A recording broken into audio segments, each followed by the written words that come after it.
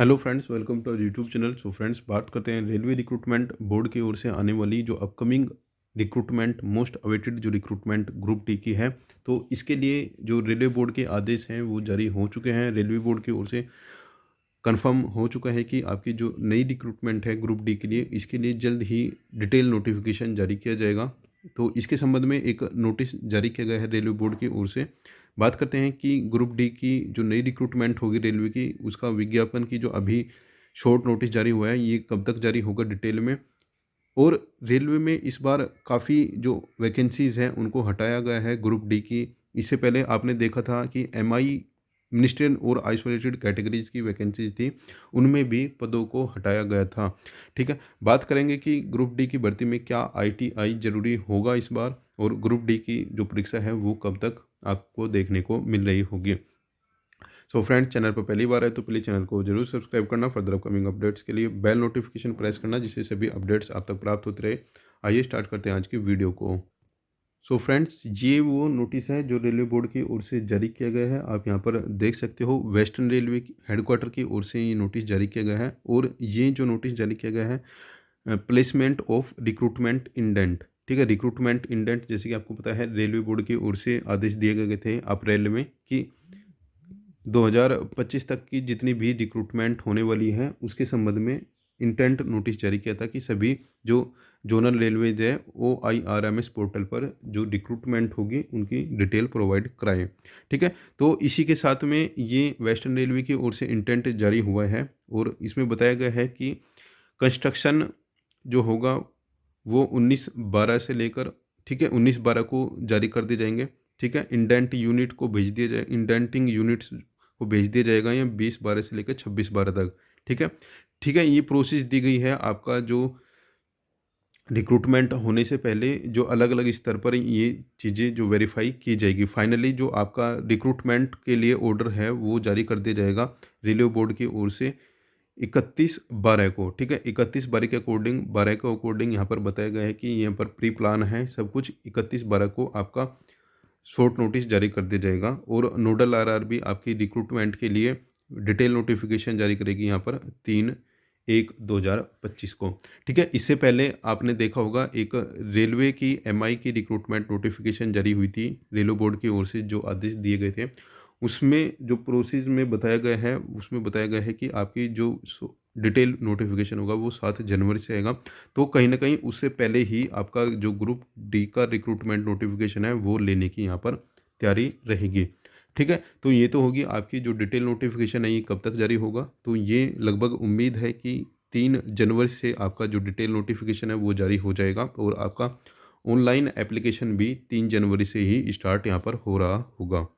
ठीक है, तो इसके बाद में अलग अलग आरआरबीज के द्वारा जो इंटेंट भेजे गए थे, ठीक है, आरआरबीज के द्वारा इंटेंट भेजे गए थे उसके अकॉर्डिंग आप यहाँ पर देख सकते हो, यहाँ पर वैकेंसीज बताई गई है।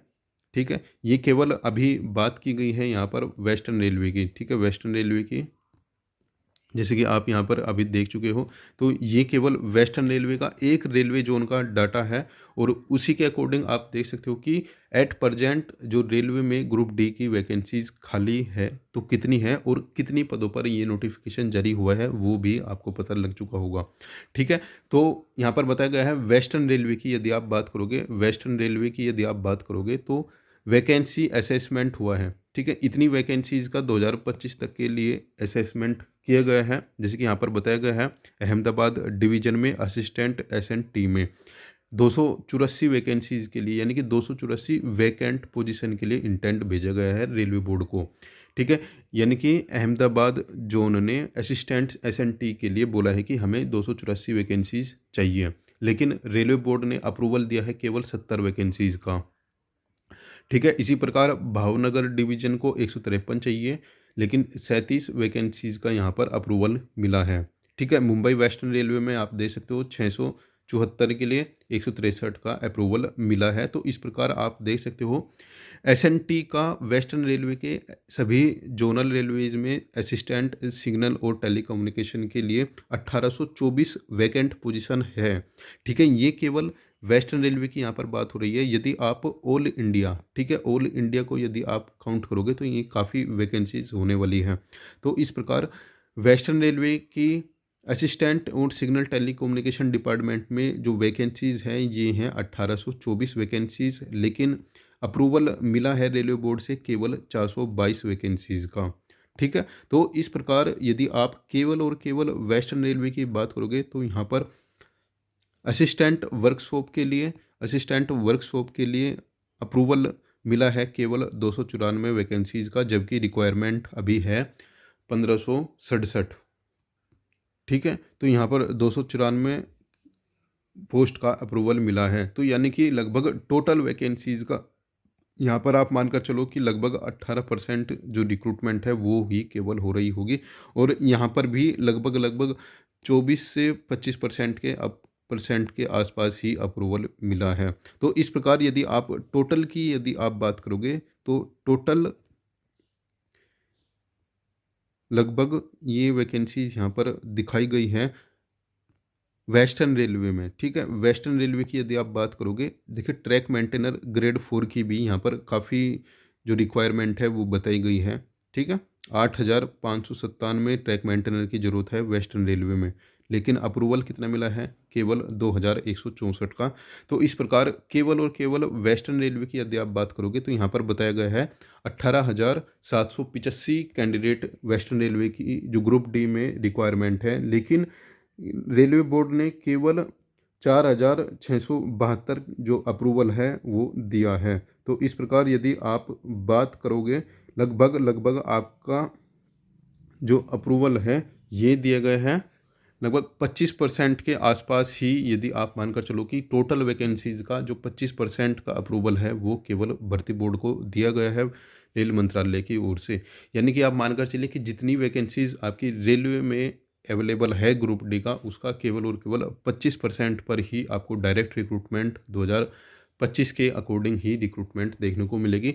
और देखिए, सबको पता है अप्रोक्सीमेट, ठीक है, अप्रोक्सीमेट रेलवे में ग्रुप डी का, ठीक है, रेलवे में ग्रुप डी की जो वैकेंसीज़ है वो लगभग 2.5 लाख से 3 लाख के अप्रोक्स खाली है।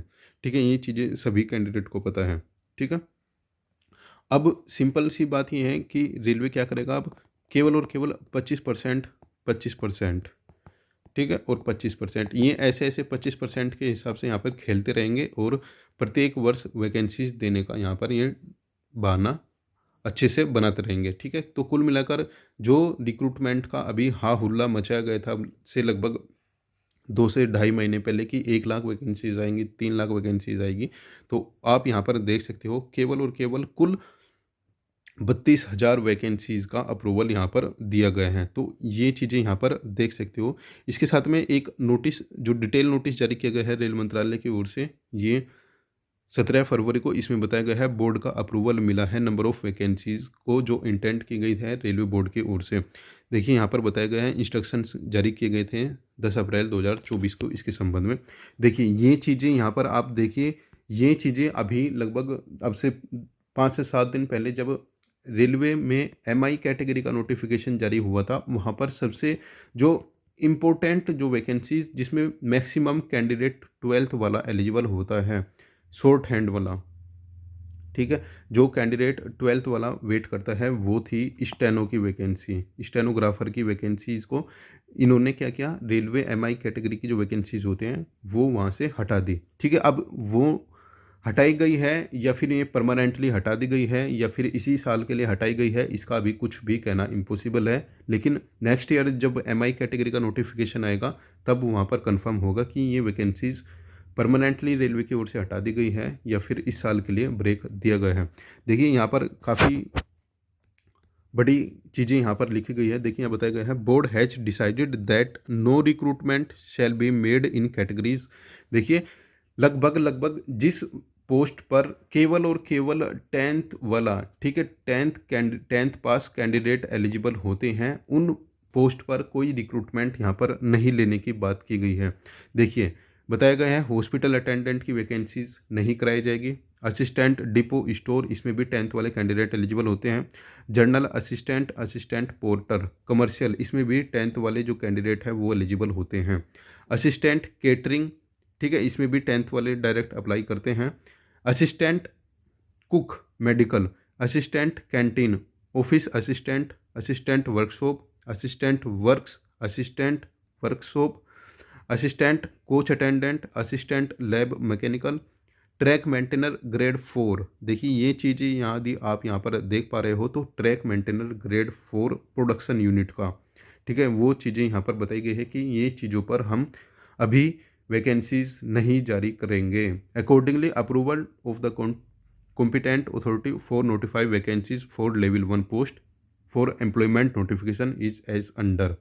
देखिए ये चीज़ें जितनी भी आपको यहाँ पर दिख रही है, यहाँ पर बताई गई है पॉइंट्समैन।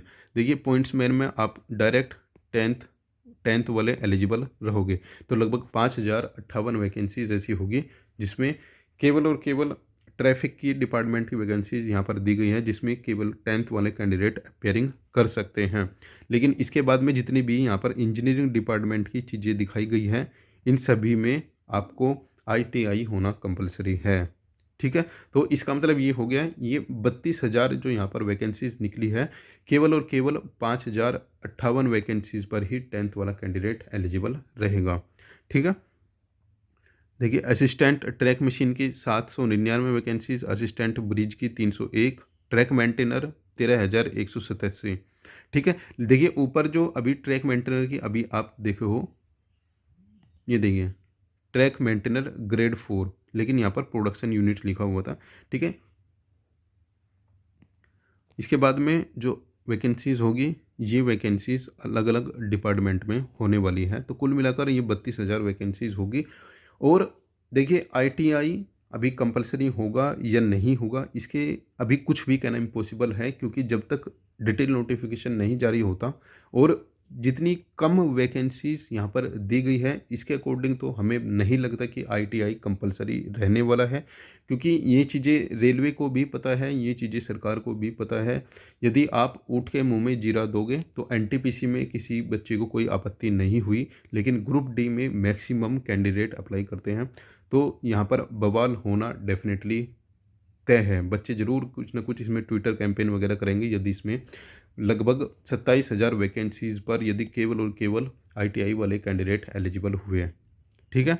तो अभी वेट करते हैं केवल ऑफिशियल नोटिफिकेशन का, क्या उसमें एलिजिबिलिटी दी जाती है। और देखिए पास्ट में अभी कुछ रिक्रूटमेंट नोटिफिकेशन रेलवे की ओर से जारी किए गए थे स्काउट गाइड के, ठीक है, तो उन सभी में 10th प्लस ITI कंपलसरी दिया गया था। तो यदि इन चीज़ों को आप देखोगे तो इसके अकॉर्डिंग यहाँ पर भी ITI होना कंपलसरी है।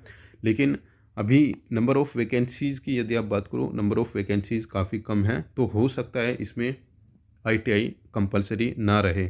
बाकी जब भी नोटिफिकेशन डिटेल नोटिफिकेशन जारी होगा तो ही इन चीज़ों का पता लग पाएगा, ठीक है। तो ये चीज़ें यहाँ पर दिखाई गई हैं कंप्लीट, कौन कौन से जोन में कितनी वैकेंसीज दी गई हैं। देखिए जैसे यहाँ पर बताया गया है कि सेंट्रल रेलवे में कि यदि आप देखिए अभी आप यदि केवल और केवल 10th वालों के अकॉर्डिंग देखोगे, जिसमें 10th में ITI की ज़रूरत नहीं है, वो है केवल पोस्ट पॉइंट्समैन की, ठीक है, पॉइंट्समैन की। और पॉइंट्समैन की यदि आप बात करोगे, सेंट्रल रेलवे में पॉइंट्समैन की केवल और केवल 414 वैकेंसीज़ हैं, और 414 वैकेंसीज़ में लगभग लगभग आप 200 वैकेंसीज़ अनरिजर्व की मानकर चलिए, उसके बाद में ही आपकी जो कैटेगरी होगी उनमें ये फर्दर डिवाइड हो रही होगी। तो इसके अकॉर्डिंग यदि आप सेंट्रल रीजन से बात करोगे, सेंट्रल रीजन में यहाँ पर 3,244 वैकेंसीज़ दी गई है। चितरंजन लोकोमोटिव ये सेंट्रल रेलवे के अंदर जाएगी, 42 vacancies. PLW 87, ECR east coast railway Bhubaneswar में 1250 वैकेंसीज़ है। और पॉइंट्समैन की यदि आप बात करोगे तो पॉइंट्समैन की लगभग 193 वैकेंसीज दी गई हैं, ठीक है। ईस्ट कोस्ट रेलवे में 319 वैकेंसीज दी गई है पॉइंट्समैन की, जो 10th वाले कैंडिडेट होंगे। टोटल वैकेंसी 964 दी गई है। ईस्टर्न रेलवे कोलकाता में 339 वैकेंसीज केवल 10th वालों के लिए हैं, और टोटल वैकेंसी 1775। ICF की बताई गई है 445 वैकेंसीज, ठीक है। MCF मॉडर्न कोच फैक्ट्रीज, इसके लिए 38 वैकेंसीज। NAIR के लिए कोई वैकेंसीज नहीं है। NCR इलाहाबाद में 2020 वैकेंसीज है, और केवल 10th वालों कैंडिडेट के लिए यहाँ पर 519 वैकेंसीज रहेगी, ठीक है। नॉर्थ ईस्ट रेलवे गोरखपुर में 259 वैकेंसीज़ है पॉइंट्समैन की और 1332 वैकेंसीज़ टोटल है। एनडब्ल्यूआर अजमेर में, आरआरबी अजमेर में 213 वैकेंसीज़ पॉइंट्समैन की टोटल 1433। ठीक है। एनएफआर गुवाहाटी में 276 पॉइंट्समैन और 2048 टोटल। ठीक है। नॉर्दर्न रेलवे दिल्ली में 600 पॉइंट्समैन की होंगी, जबकि 4586 वैकेंसीज टोटल यहाँ पर दी गई है। तो इस प्रकार से आप अपने आरआरबी के अकॉर्डिंग ये चीज़ें यहाँ पर केवल और केवल 10th वाले कैंडिडेट के लिए ये चीज़ें आप देख सकते हो और टोटल वैकेंसीज यहाँ पर दी गई हैं। ठीक है, सभी आरआरबी के अकॉर्डिंग।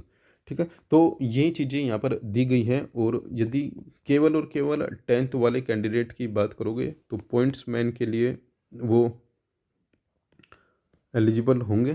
ठीक है, पॉइंट्समैन ग्रुप बी के लिए, पॉइंट्समैन ग्रेड बी। ठीक है, तो इसके लिए यहाँ पर केवल और केवल 5058 वैकेंसीज होने वाली है आउट ऑफ 32,438। ठीक है,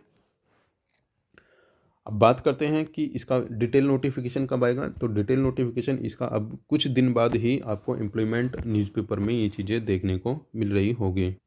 इसके बाद में बात करते हैं कि आपका एग्ज़ाम कब तक हो सकता है। देखिए, इसका एग्ज़ाम अभी लगभग मई तक तो इसका एग्ज़ाम नहीं होने वाला। इसका एग्ज़ाम कम से कम जुलाई में आप मान कर चलिए, क्योंकि जुलाई से सितंबर के मध्य ही आपका एग्ज़ाम होने वाला है। क्योंकि इससे पहले रेलवे की अभी रेलवे के एएलपी का टीयर 2 होना है। ठीक है, टीयर 2 होना है, यानी कि सीबीटी 2। ठीक है, उसके बाद में आपका एनटीपीसी ठीक है, एनटीपीसी 1 एनटीपीसी 2 दोनों के एग्ज़ाम होने हैं। आरपीएफ कांस्टेबल अभी बाकी हैं। ठीक है, इसके बाद में पैरामेडिकल अभी बाकी हैं। इसके बाद में देखिए ये चीज़ें कंफर्म है, इससे पहले ही आपका मिनिस्ट्रियल और आइसोलेटेड का एग्ज़ाम हो चुका होगा। और ग्रुप डी का एग्ज़ाम आपका लगभग सबसे बाद में ही आपका ग्रुप डी का एग्ज़ाम आपको देखने को मिल रहा होगा। तो ग्रुप डी का आप मानकर चलिए कि लगभग जुलाई से लगभग सितंबर के बीच में ही आपका एग्ज़ाम आपको देखने को मिलेगा। और जुलाई से सितंबर के बाद में जब आपका ग्रुप डी का एग्ज़ाम हो जाएगा ख़त्म, उसके बाद ही आपका जो एएलपी 2025 की रिक्रूटमेंट होगी उसके एग्ज़ाम स्टार्ट होंगे। यानी कि 2025 के साइकिल के जो रिक्रूटमेंट नोटिफिकेशन होंगे वो सितंबर के बाद में ही स्टार्ट होंगे। ठीक है, तो ये थोड़ी सी एक डिटेल शेयर करनी थी आपके साथ में। और काफ़ी वैकेंसीज़ को रेलवे की ओर से अभी हटा दिया गया है, जो इस साल आपको रिक्रूटमेंट नोटिफिकेशन देखने को नहीं मिलेगा।